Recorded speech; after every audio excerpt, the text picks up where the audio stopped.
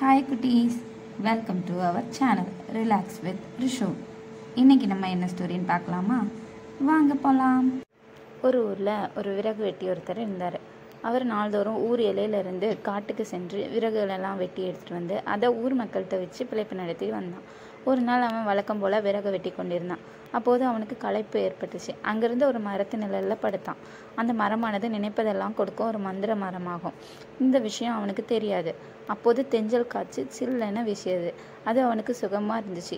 இம்மாதிரியான நேரத்தில் ஒரு பஞ்சுமெத்தை இருந்தால் எவ்வளோ நல்லா இருக்கும் என்று அவன் மனதில் நினைத்தான். என்ன ஆச்சரியம், அடுத்த கணம் அவன் அருகில் ஒரு கட்டிலும் அதில் பஞ்சுமெத்தையும் வந்து இருந்துச்சு. விறகு வெட்டிக்கு மகிழ்ச்சி தாங்க முடியல. உடனே அவன் அதில் ஏறி படுத்தான். நாள் முழுவதும் கடினமாக உழந்தாலும் அவனுக்கு உடம்பெல்லாம் வலித்தது. இந்த சமயத்தில் முதுகு கை காலெல்லாம் பிடிச்சவர் ஒரு இளம்பெண் ஒருத்தி இருந்தால் எவ்வளோ நன்றாக இருக்கும் என்று மனதில் எண்ணினான்.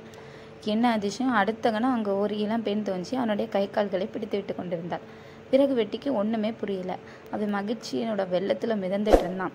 அவன் ஆச்சரியப்பட்டான். நினைப்பதெல்லாம் நன்றாக நடக்கிறதே, இவ்வளவு சுகங்கள் இருந்தும் வயிற்றுக்கு உணவு இல்லாமல் பட்னியாக இருக்கோமே, இப்போது அறுசுவை உணவு இருந்தால் எவ்வளோ நலமாக இருக்கும் என்று எண்ணினான். மறுகணமே தங்கத்தட்டில் அறுசுவை உணவும் வந்துச்சு.